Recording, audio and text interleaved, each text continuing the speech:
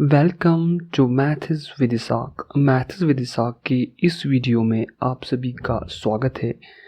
आज हमारा लेक्चर 13 है। तो इस लेक्चर 13 में हम नया टॉपिक उठाने जा रहे हैं तो जिसका नाम है कंपाइलेशन ऑफ डेटा। तो इससे पहले हमने टैबुलेशन ऑफ डेटा पढ़ा था और ये जो दो टॉपिक्स टैबुलेशन एंड कंपाइलेशन है ये आपस में इंटररिलेटेड है। तो अगर आपने उन वीडियोस को अभी तक नहीं देखा है तो आपको उन वीडियोस की लिंक आई बटन या डिस्क्रिप्शन में मिलेगी, आप वहां से देख सकते हैं।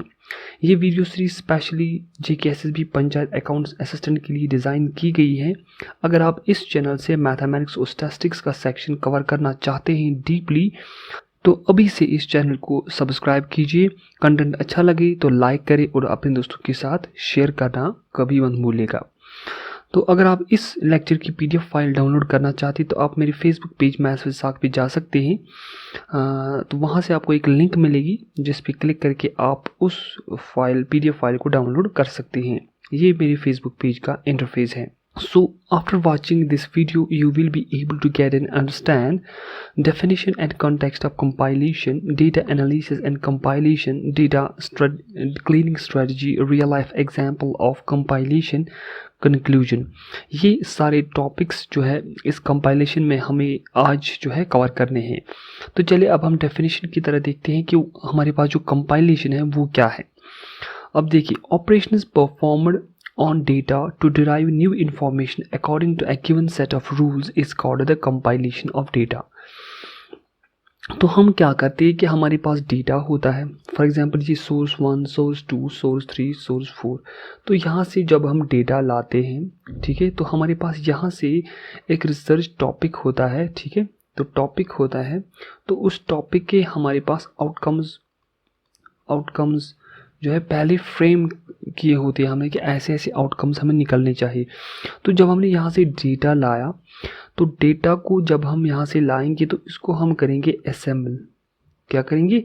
असेंबल। जब हम इनको असेंबल करेंगे तो इसको फिर एनालाइज करेंगे, क्योंकि यहाँ से फिर पहले हम टैबुलेशन करते हैं फिर इसके बाद हम इसको कंपाइलेशन करते हैं। तो इसको असेंबल करेंगे, कंपाइल करेंगे, तो वहाँ से जब हमारे पास आउटकम निकलेगा, डिज़ायर्ड आउटकम निकलेगा, वहाँ से हमारी जो कंपाइलेशन है कंप्लीट होती है। अगर आउटकम हमारे पास डिज़ायर्ड आउटकम नहीं निकलता है तब जाके उसको हम कंपाइलेशन नहीं कह सकते। तो इसमें हमारे पास जो ऑपरेशंस लगते हैं, मेथड्स लगते हैं, जो कि हम नेक्स्ट टॉपिक में पढ़ेंगे कि कंपाइलेशन के मेथड्स क्या है।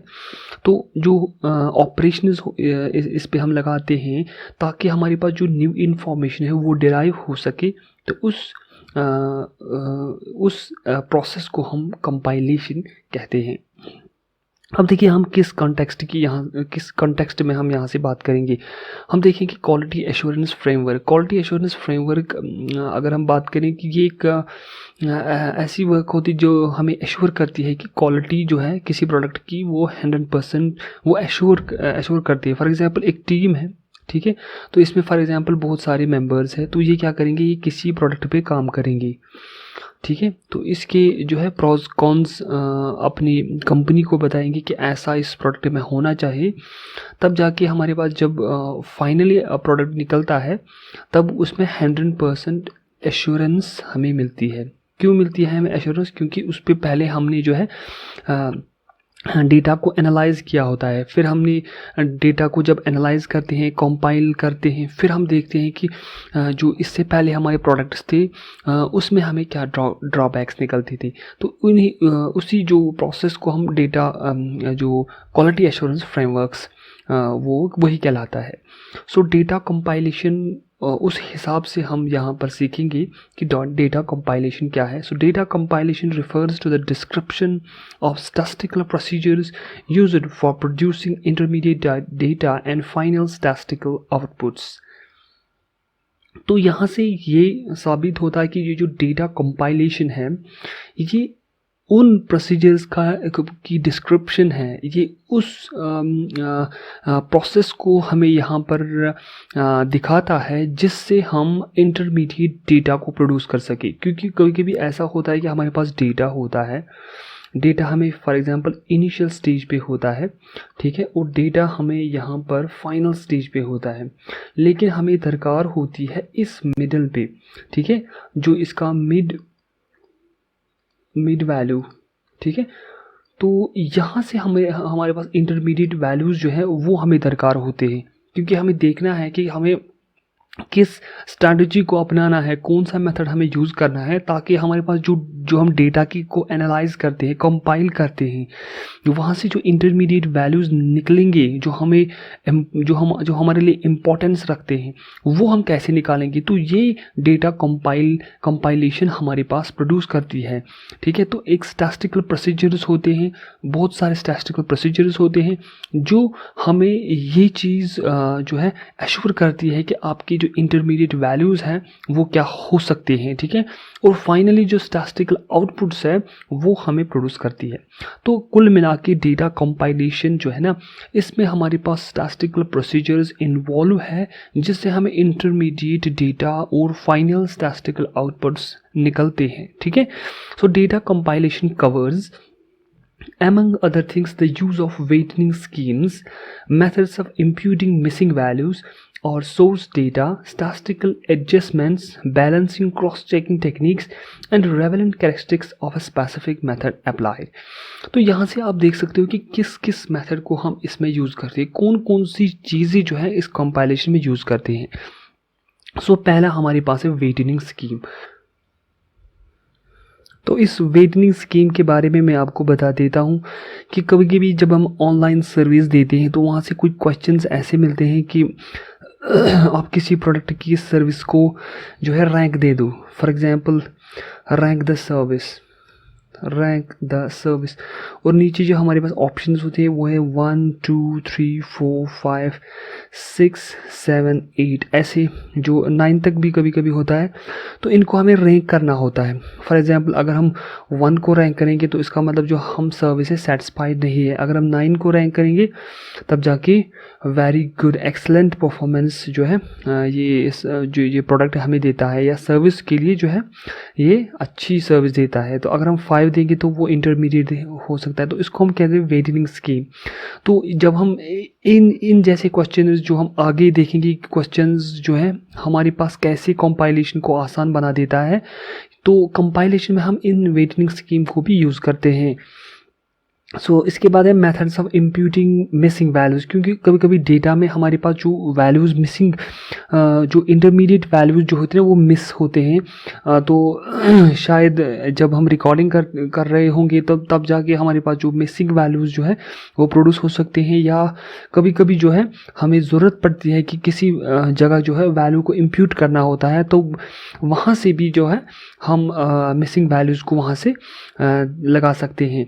इसी तरीके से स्टैटिस्टिकल एडजस्टमेंट्स में हमारे पास, जैसे कि जब हम स्टैटिस्टिकली किसी चीज़ को देखते हैं तो वहाँ से हम स्टैटिस्टिकल एडजस्टमेंट्स करते हैं कि किसी चीज़ को स्टैटिस्टिकली अगर हमें देखना है तो इसमें अगर हमें कोई चेंजेस लाने पड़ेंगे तो तब जाके हम वो स्टैटिस्टिकल एडजस्टमेंट्स वहाँ करते हैं।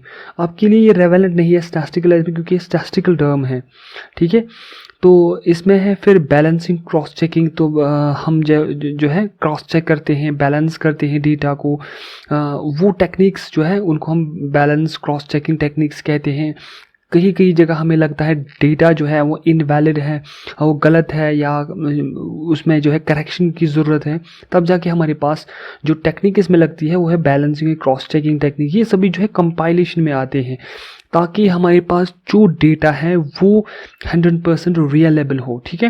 क्योंकि इससे हमारे पास जो जब आउटकम्स निकलेंगे उसको हम देख सकते हैं, उसको हम वो एक रियलाइबल आउटकम निकलेगा, उसको हम वो चेंज नहीं होगा फिर, क्योंकि जब हम इसको डिफरेंट एनवायरनमेंट्स में यूज़ करेंगे तब जाके वो जो डेटा का जो आउटपुट है वो सेम रहेगा। तो इसमें हम देखेंगे कि एनालिसिस एंड कंपाइलेशन जो है वो कैसे आपस में मिले हुए हैं। सो जब हमने इंफॉर्मेशन को इकट्ठी किया, ठीक है, फील्ड रिसर्च के बाद जब हमारे पास जो रॉ डेटा आता है तो इसको हमें क्या करना होता है, कंपाइल करना होता है। क्यों कंपाइल करना होता है? ताकि जो इसकी क्लासिफिकेशन हो, ठीक है, क्लासिफिकेशन हमें इसको करनी होती है और उसको छोटे छोटे सेगमेंट्स में इसको जो है डिवाइड करना होता है, ताकि जो इन सेक्शंस पे हम अलग अलग से फोकस करें, ठीक है, उनमें से जो इन्फॉर्मेशन है वो हम इकट्ठे कर सके। So after gathering the information from the desk and the field research, the रे data must be compiled so that the taxonomic analysis classification basis can be performed। इस पर क्लासिफिकेशन हम करें और data can be broken into the respective parts and segments. So कैसे हम इसको achieve करेंगे, देखिए हमें क्या करना है, जो हमारे पास अल्टीमेट फोकस होगा ना उसको हमें रिविजिट करना होता है। हमेशा हमेशा जो है इसको दिमाग में रखना होता है कि हमें किस ऑब्जेक्टिव पे जो है जाना है और किस तरह से हम रिसर्च को जो है वहाँ तक ले जा सकते हैं। और जो हमारे पास प्रॉब्लम है उसको मॉडल करना पड़ता है फिर, ठीक है, उसको मॉडल करना होता है अकॉर्डिंग टू आवर ऑब्जेक्टिव। क्योंकि देखो हमारे पास प्रॉब्लम है तो इस प्रॉब्लम को हम मैथमेटिकली अगर हम कन्वर्ट करेंगे with the help of modelling, जिसको मैथमेटिकल मॉडलिंग कहते हैं, ठीक है, हम इसको कन्वर्ट करेंगे इन टर्म्स ऑफ मैथमेटिक्स, तो फिर इसको सॉल्व करना स्टैटिस्टिकली फिर सॉल्व करना वो सिंपल बन जाता है। क्योंकि प्रॉब्लम अगर हमारे पास प्रॉब्लम है, इसको अगर हम दूसरी लैंग्वेज में, जिस लैंग्वेज में हम महारत हासिल कर रहे हैं तो उसमें अगर हम उसको कन्वर्ट नहीं कर रहे हैं तब जाके प्रॉब्लम जो है वो सॉल्व नहीं होगी, ठीक है। अगर होगी भी लेकिन उसका जो सोल्यूशन है वो रियलाइबल नहीं होगा, भरोसे के लायक नहीं होगा। सो इसके बाद क्या करना है, जो हमारे पास ऑब्जेक्टिव है, dividing the actual objective in the sections and emphasising on the divided sections separately and involving analytical techniques.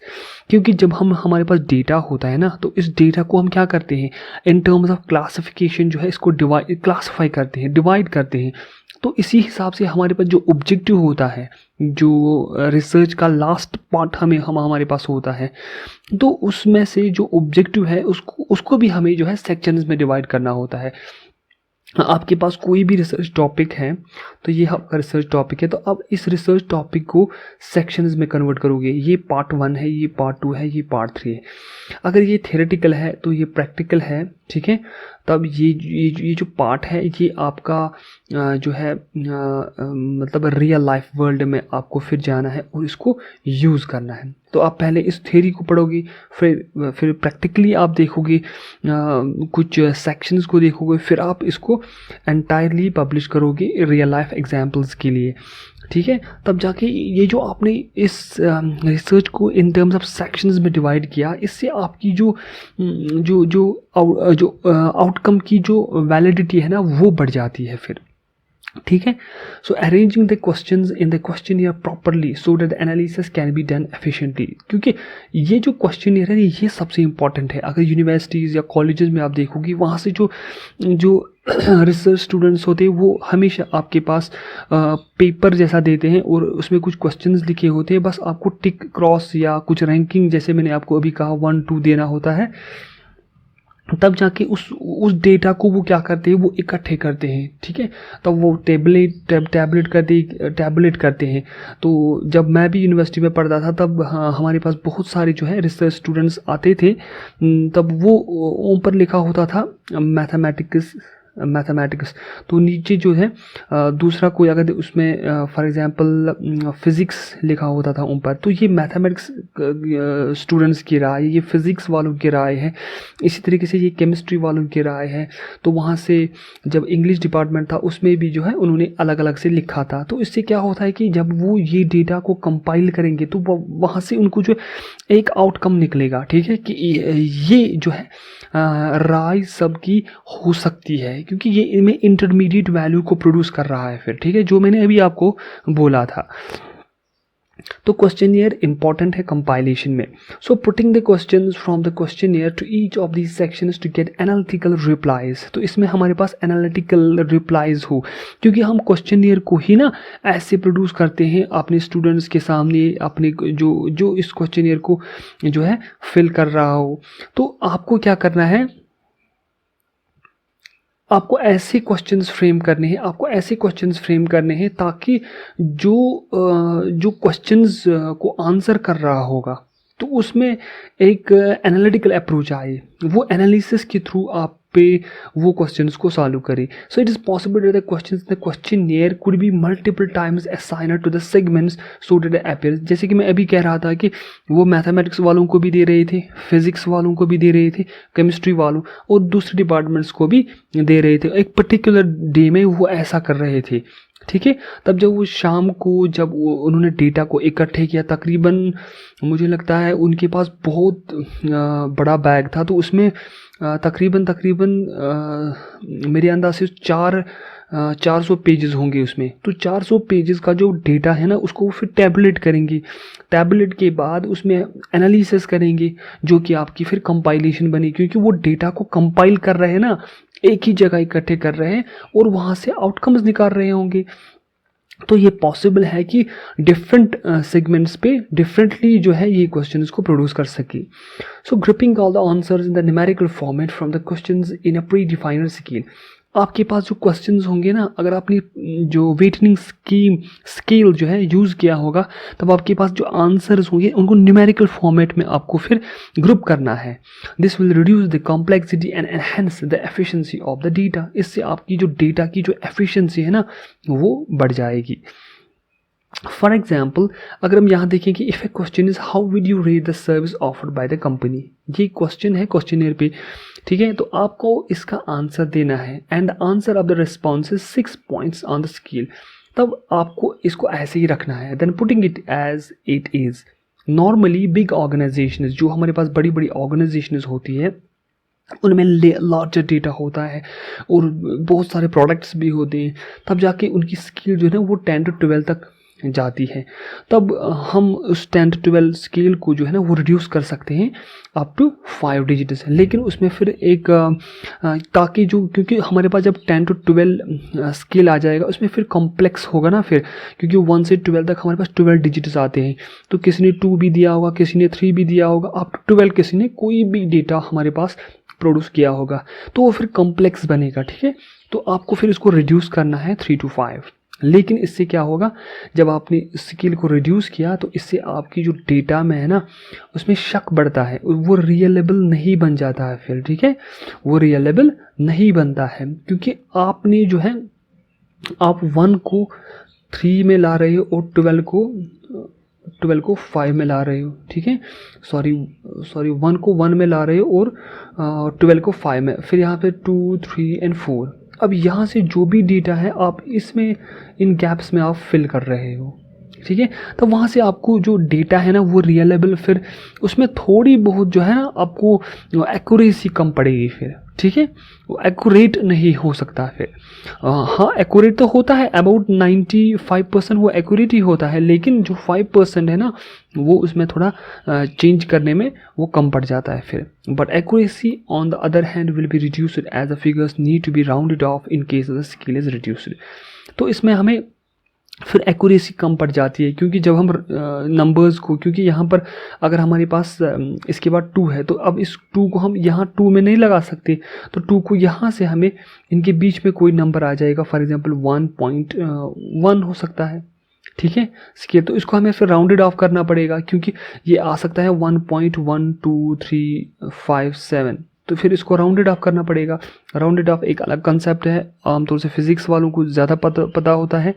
तो अगर आपको राउंडेड ऑफ पता नहीं है तो आप कमेंट कर सकते हो, मैं आपको वहाँ से बताऊँगा। तो इसका अगर आप राउंडेड ऑफ करेंगे तो ये बन जाएगा 1.1, ठीक है, जो कि मैंने यहाँ लिखा था। तो इसके बाद दूसरे अगर ऐसा आता है 1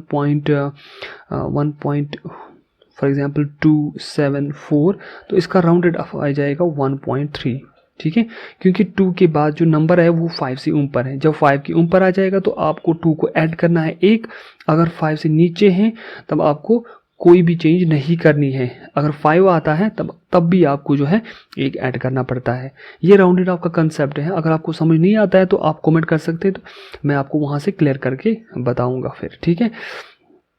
तो फिर हमें राउंडेड ऑफ करना होता है। द सर्वे क्वेश्चनियर में contain the comparative responses with other competitors. तो जो आपके पास क्वेश्चनियर होगा ना उसमें आपको ऐसा भी दिया होगा कि अगर आपके पास फॉर एग्जांपल टाटा कंपनी है, ठीक है, तो इसका कोई प्रोडक्ट है, अब दूसरी कंपनी, मैं टाटा कंपनी की क्यों बात करूं, मैं यहाँ से सिंपली जो है कंपनी 1 की बात करूं, कंपनी 1 की बात करूं, कंपनी 2 की बात करूं, ठीक है। अब आपको इसके कंपैरिजन में क्वेश्चनियर में क्वेश्चन पूछे जाएंगे कि ये कंपनी आपको ये सर्विस प्रोवाइड कर रही है, ये आपको ये सर्विस प्रोवाइड कर रही है, आप अपने दोस्त को कौन सी सर्विस जो है वो रिकमेंड करोगे। ऐसे भी क्वेश्चंस होते हैं हमारे, ऑनलाइन भी होते हैं या क्वेश्चनियर भी हो सकते हैं, ठीक है। So in this case the responses can be arranged accordingly by analyzing the response and calculating the weighted average of the response and comparing the average with benchmark figures. This help the organization to determine which division of a service need to be leveraged. तो यहाँ से जो एक concept हमारे पास आता है कि जब हमारे पास ऐसे क्वेश्चंस आएंगे तो इन रिस्पॉन्सेज को हमें अकॉर्डिंगली जो है जो एनालाइज करना पड़ता है, ठीक है। और इसमें जो जो रिस्पॉन्सेज हमें आते हैं ना, उसको हमें वेटेड एवरेज के हिसाब से फिर देखना पड़ता है। फॉर एग्जांपल अगर हमारे पास ऐसा है कि आप इसको रिकमेंड करते हो, मैं एक जो है एक बंदा कहता है यस, दूसरा कहता है नो, तीसरा भी कहता है नो, चौथा भी कहता है नो, तो फिफ्थ वाला कहता है यस, ऐसे ही फिर यस, ऐसे ही फिर नो। तो कितने थे 1 2 3 4 5 6 7, तो 7 बंदे हैं।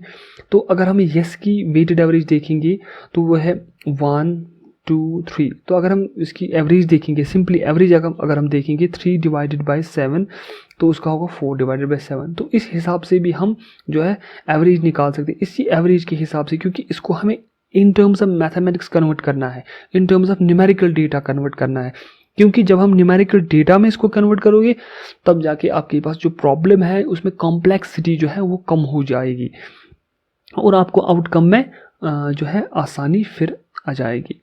सो डेटा क्लीनिंग स्ट्रेटजी इसके बाद है कि जब हमारे पास डेटा होता है कभी कभी इसमें एरर्स होते हैं, तो इन एरर्स को निकालने के लिए हमारे पास स्ट्रेटजी है कि वो है डेटा क्लीनिंग स्ट्रेटजी, ठीक है।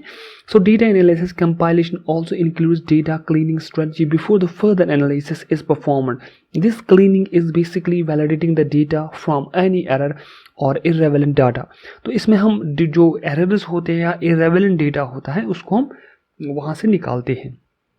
It is a separate process for data cleaning performed before the analysis, which is very important to fetch desirable results. This process also includes determining the missing values and imputing the most appropriate values in place.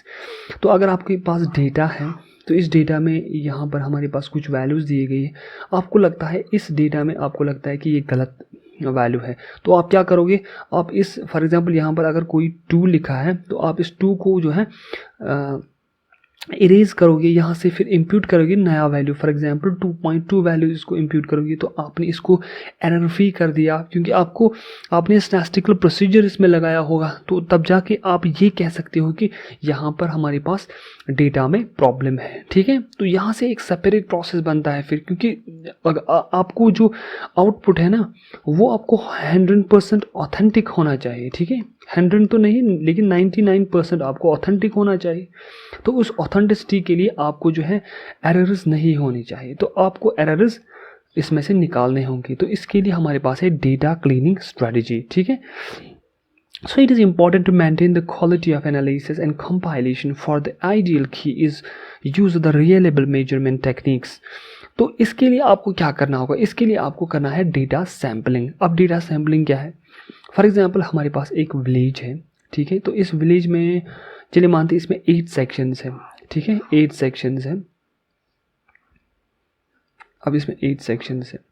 अब इस 8 sections में हम क्या करेंगे, हमें ये देखने हैं कि कितने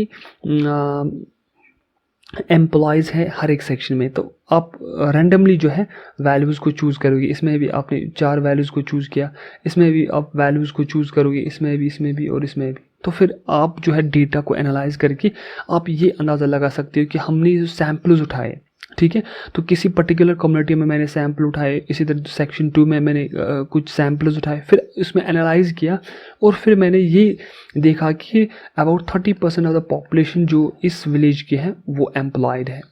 ऐसा रिजल्ट निकलेगा। ऐसा नहीं, ज़्यादा भी हो सकता है, कम भी हो सकता है, 50 भी हो सकता है, इवन 100% भी हो सकता है, ठीक है, अगर सभी एम्प्लॉयज़ है।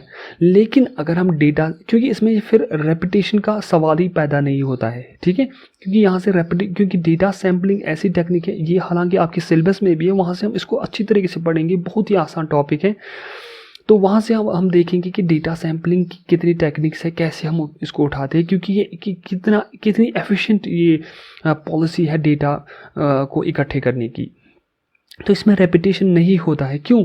अब देखिए, अगर मैं यहाँ से इसको सेक्शंस में डिवाइड ना करता, अब मैं रैंडमली इसमें से कुछ एलिमेंट्स उठाता, फॉर एग्जांपल मैं यहाँ से एक उठाता, यहाँ से दो, यहाँ से, तो ना तो मैं इसमें से उठाता, ना इसमें से, ना इसमें से, ना इसमें। हो सकता है कि इस सेक्शन में सबसे ज़्यादा एम्प्लॉयज़ हो, या इसमें सबसे ज़्यादा एम्प्लॉयज़ हो, या इसी सेक्शन में ज़्यादा, जिसमें मैंने उठाया इसी में ज़्यादा एम्प्लॉयज़ हो, और जो बाकी में है वो कम एम्प्लॉयज़ हो। तो वहाँ से जो हमारे पास डेटा होता है ना, वो रिलायबल नहीं होता है। तो हमारे पास जो रिजल्ट्स आते हैं ना, वो बिल्कुल ही ऑथेंटिक नहीं होते हैं। इसीलिए जो हमारे पास डेटा सैम्पलिंग टेक्निक है, उसी को यूज़ करना होता है, ताकि जो प्रोबेबिलिटी है रेपिटेटिव एलिमेंट्स की, वो हम कम कर सके। It includes creating subsets of information according to specific variable value and managing them as a whole. ठीक है, किसी पर्टिकुलर सेक्शंस में आपको क्या करना है, डेटा को उठाना है, इन टर्म्स ऑफ आपको सबसेट्स क्रिएट करने हैं, फिर उनमें से डेटा को इकट्ठे करना है, फिर एज अ होल आपको एक रिजल्ट प्रोवाइड करना है। So more the data is relevant, more accurate the results are. जितना डेटा आपका अच्छा होगा, उतने ही रिजल्ट्स आपके अच्छे होंगे। ये आपको याद रखना है, क्योंकि जब डेटा आपके पास अच्छा होगा, तो फिर इसकी एनालिसिस भी आप अच्छी तरीके से कर पाओगे, और एनालिसिस के बाद जब आपके पास रिजल्ट निकलेंगे, वो भी आपके पास अच्छे ही होंगे। चलिए, अब हम रियल लाइफ में देखेंगे कि कंपाइलेशन, हमारे पास जो ऑर्गेनाइजेशंस होते हैं वो कैसे इस कंपाइलेशन को यूज़ करते हैं। So an organization must define all the objectives in accordance to market requirements. कोई भी कंपनी होती है, कोई भी ऑर्गेनाइजेशन होती है, उसकी कुछ ऑब्जेक्टिव्स होते हैं, वो डिफाइन करता है कुछ ऑब्जेक्टिव्स, ताकि वो मार्केट की रिक्वायरमेंट को प्रोड्यूस कर सके। क्योंकि कोई भी कंपनी अगर होती है, अगर वो अपना प्रोडक्ट बेच रही है किसी मार्केट में, तो उस मार्केट की स्ट्रेटजी उसको पता होनी चाहिए कि ये मार्केट डिमांड क्या कर रहा है। फॉर एग्जांपल अभी इंडिया है, तो इस इंडियन मार्केट में अगर आप सेलफोन्स की देखोगे, तो वो मांग रहे हैं cheapest 5G phone. For example 5G phone, क्योंकि 5G फ़ोन्स की रेट जो है ना, वो अभी तो बहुत ज़्यादा है। इवन 1 लाख में भी 5G फ़ोन अभी सैमसंग के आ रहे हैं। तो इस हिसाब से अगर हम देखेंगे कि 5G फ़ोन इंडिया में चीपेस्ट, ये मार्केट की अभी स्ट्रेटजी है, तो कंपनीज चाहती है कि वो ऐसा 5G फ़ोन लाए जो कि चीपेस्ट हो और अफोर्डेबल हो इंडियन कस्टमर्स के लिए। ठीक है, so the results from the compilation and analysis of data and information are very important and significant for the organization and shows the success factors। अब इस compilation से उनको क्या होता है, जब वो डेटा को इकट्ठे कर रहे हैं, अब इनको कैसे पता चलेगा कि इंडियन कस्टमर्स 5G को चाहते हैं जो कि चीपेस्ट रेट्स पे हो। अब उनके पास जैसे कि मैंने कहा ऑनलाइन सर्विस होंगी, या उनकी जो यहाँ से जो शोरूम्स होंगे, वहाँ से जब कस्टमर जाएंगे कि वो डिमांड कर रहे होंगे कि चीपेस्ट 5G फ़ोन कब आएगा, तब वो जो सारा डेटा है वो इकट्ठे करके कंपनी को दिया जाता है, फिर वो कंपाइल करते हैं अपनी ही तरीके से। ठीक है, क्योंकि वही फिर सिग्निफिकेंट फैक्टर बन जाता है कंपनी के लिए कि ऐसा फ़ोन हम लाए। So the result of the process also depicts the trend of organization by determining weak and strong points and show how they stood in the market। तब इससे ही पता चलता है इस ऑर्गेनाइजेशन या कंपनी को कि हमारे पास क्या वीक पॉइंट है और स्ट्रॉन्ग पॉइंट है, और हमें किस दिशा में जाना होगा, ताकि हम मार्केट में जो मार्केट में जो पोजीशन है वो बरकरार कर सके, या हम किस जगह मार्केट में खड़े हैं। तो अभी जो 5G फ़ोन है, तो 5G फ़ोन के लिए अगर फॉर एग्जांपल अगर हमारे पास रेडमी कंपनी जो है वो 5G फ़ोन लाता है एट अफोर्डेबल कॉस्ट 15,000 रुपीज़ पे वो 5G फ़ोन लाता है, तब मुझे लगता है कि जितने भी 5G फ़ोन्स प्रोड्यूस होंगे एक हफ्ते में सब बिक जाएंगी। ये तो एश्योर है, क्योंकि अभी तो इंडिया में 5G नहीं, लेकिन जो डिमांड है ना वो सबसे ज़्यादा है। हमें डिमांड की तरह देखनी है कि जो पर्टिकुलर मार्केट की स्ट्रेटजी है, मार्केट रिक्वायरमेंट जो है वो क्या है, वो कंपनी को देखनी होगी, और इसी का फ़ायदा उठा के एक कंपनी अपनी जो पोजीशन है मार्केट में वो बना सकती है। Hence every organisation should have an organised and sophisticated way of compiling and analysing information. Okay, तो यहाँ से जो है एवरी जो भी ऑर्गेनाइजेशन होगी उसके पास एक तरीका होता है डेटा को कंपाइल करना। ठीक है, जब भी कोई ऐसी सिचुएशन क्रिएट होती है, किसी टॉपिक पे रिसर्च करना होता है, तो बहुत सारी जो ऑर्गेनाइजेशंस होती है वो अलग अलग जगह पे जाके उस डेटा को इकट्ठे करके फिर इस डेटा पे एनालाइज करते हैं। So one of the biggest aspects of the, अगर हम इंश्योरेंस इंडस्ट्री की बात करें, उसमें सबसे ज़्यादा जो है मार्केटिंग होती है, क्योंकि मतलब आधी जंग जो है ना वो मार्केटिंग से ही जीत जाते हैं। जितनी इंश्योरेंस कंपनी की मार्केटिंग होगी ना, उतनी ही ज़्यादा जब जो है उनकी जो है एक इनकम भी होगी, उतनी उनके प्रोडक्ट्स भी बेच जाएंगे। ठीक है, so trends and constantly changing and it can be hard to keep tabs on your ideal prospects, that is why compiled data comes in. तो आपको देखना होगा कि इंश्योरेंस कंपनीज की जो ओल्ड प्रोडक्ट्स हैं, कस्टमर्स को क्या लगा, तो कितने कस्टमर्स हमारे पास आ गए जिन्होंने ऐसे बातें करके कहा कि इस प्रोडक्ट में कुछ ऐसा होना चाहिए। ठीक है, फिर आगे जब चीज़ें जो आती है तो वो कंपनी समझ जाती है कि ऐसे प्रोडक्ट्स में हमें ऐसी चीज़ को प्रोड्यूस करना है ताकि वो जो प्रोडक्ट्स हैं वो कस्टमर फ्रेंडली बन जाए। तो वो कैसे आता है, वो ऐसे ही आता है ना, तो वो डेटा को कंपाइल करते हैं, बहुत सारे कस्टमर्स पे वो जाते हैं, या एट द टाइम ऑफ जब कस्टमर्स कोई प्रोडक्ट लेते हैं इंश्योरेंस कंपनी में, कोई प्लान लेते हैं, तब वो वहाँ से फॉर्म फिल कर दे कि हमें ये प्रोडक्ट चाहिए, हमें ये प्रोडक्ट चाहिए। वो एज ए मैंडेटरी नहीं होता है, जो भी चाहे वो दे सकता है। So compiler data has the ability to take your marketing strategy to the next level. Compiler data में इतनी ताकत है कि वो आपकी ऑर्गेनाइजेशन, आपकी कंपनी को नेक्स्ट लेवल तक जा सकता है। So by using compiler data you can get a feel from why your current and prospective clients are doing business, spending their time, plus much more. You can use compiled data to fill in your list of agent insurance leads, creating a solid prospects list filled with a response to potential clients. तो इसमें क्या होता है कि जब आपके पास compiled data, जब आप इसको यूज़ करोगे तो इससे आपको पता चलेगा जो आपके कस्टमर्स अभी करंट कस्टमर्स वो तो आपके हाथ में है, लेकिन जो आपके टारगेट में है, जो प्रोस्पेक्टिव क्लाइंट्स आपकी टारगेट में हैं, ठीक है, तो उनकी बिजनेस पे वो कैसा अपना टाइम गुजार रहे हैं, उनको क्या क्या चीज़ें ज़रूरत है, बहुत सारी जो इन्फॉर्मेशन उनके रिगार्डिंग जो है ना वो इस कंपाइल्ड डेटा में आपको मिल सकती है, और उसी के बुनियाद पे आप उनको टारगेट कर सकते हो और उन प्रोस्पेक्टिव क्लाइंट्स को आप जो है पोटेंशियल क्लाइंट्स में कन्वर्ट कर सकते हो। ठीक है, तो वो आपके कस्टमर्स बन जाएंगे। ये बस आपको कंपाइलर डेटा ही दे सकता है और कोई भी नहीं दी, क्योंकि कंपाइलर डेटा में इतना ताकत है कि वो आपको रातों रात कुछ भी बना सकती है। अब देखिए, अब ये जो कस्टमर्स हमारे पास जो इन्फॉर्मेशन होती है वो कहाँ से लाएंगे हम, तो इसके लिए मैंने थोड़ा सा ये जो स्लाइड लाया है, तो आप इसको थोड़ा ध्यान से देखिए। तो customers leave information about themselves scattered all over the internet पे हर एक के बारे में बहुत सारी इन्फॉर्मेशन निकलती है। अपना नाम इंटरनेट पे दे दीजिए, आपका फेसबुक प्रोफाइल निकलेगा, आपका गूगल अकाउंट जो है गूगल प्लस, हालांकि वो तो बंद हुआ है, पहले गूगल प्लस का भी निकलता था, या आपका ट्विटर अकाउंट निकलेगा, आपका इन्फॉर्मेशन, या आपने कभी आपका कोई लिस्ट आया होगा जिसमें आपका नाम होगा, वो भी आता है। ठीक है, बहुत सारी इन्फॉर्मेशन आपके रिलेटेड इंटरनेट पे मिलती है। सो इस कंपाइलर डेटा को उन्हीं इन्फॉर्मेशन से प्रोड्यूस किया जाता है।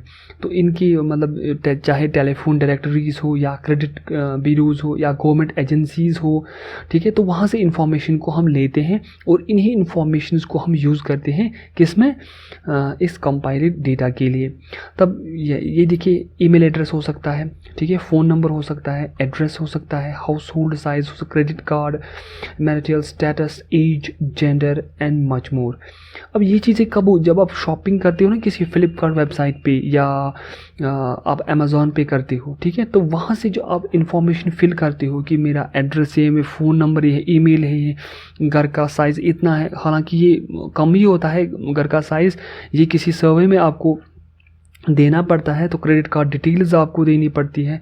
ऐसे ही मैरिटल स्टेटस, ये भी, एज, जेंडर, सब कुछ हमें जो है शॉपिंग के टाइम देना होता है। अब वो क्या करते हैं, ये कंपनी सेल करती है इन्हीं इंफॉर्मेशंस को। The data often taken for the marketing purpose and sold to the other companies, ये दूसरी कंपनीज को फिर सोल्ड करते हैं, ठीक है। ये हालांकि फ्लिपकार्ट में मैं ऐसा नहीं कह रहा हूँ कि फ्लिपकार्ट और अमेज़ॉन जो इन्फॉर्मेशन हमसे लेते हैं वो सोल्ड कर रही है, ये बहुत ही अच्छी कंपनीज़ हैं।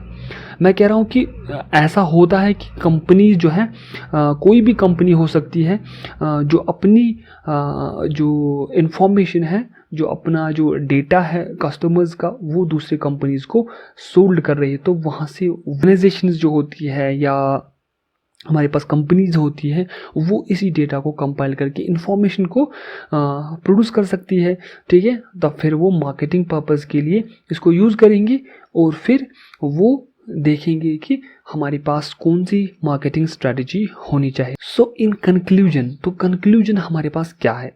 कंक्लूजन ये है कि जो आप कंपाइल करते हो डेटा को, इससे आपको बहुत सारी इंफॉर्मेशन मिल सकती है, ठीक है। क्योंकि जब आपको अपनी जो कस्टमर्स को टारगेट करना होता है, एज के हिसाब से, जेंडर के हिसाब से, क्रेडिट इन्फॉर्मेशन के हिसाब से, या इनकम लेवल के हिसाब से, या किसी भी चीज़ के हिसाब से अगर हमको टारगेट करना है, तो आपको ज़रूरी है कि आप डेटा को कंपाइल करें, वहाँ से इन्फॉर्मेशन निकालें, फिर आप कस्टमर्स को टारगेट कर सकते हो।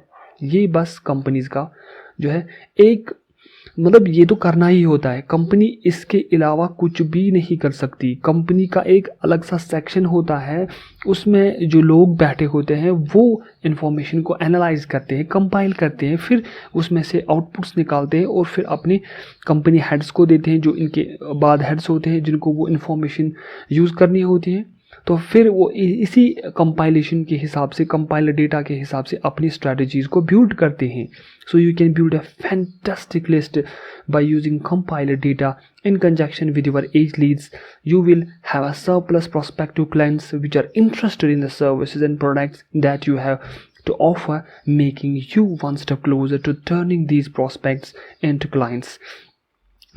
यही मैं कह रहा था कि जो कंपाइलर डेटा है ना, वो आपको जो प्रॉस्पेक्ट्स क्लाइंट्स हैं ना, जो प्रॉस्पेक्ट्स जो आपके पास है, क्लाइंट्स हैं, वो आपके असल में क्लाइंट्स बन सकते हैं, ठीक है। ये आपको कौन दे सकता है? ये आपको यही कंपाइलेशन दे सकता है।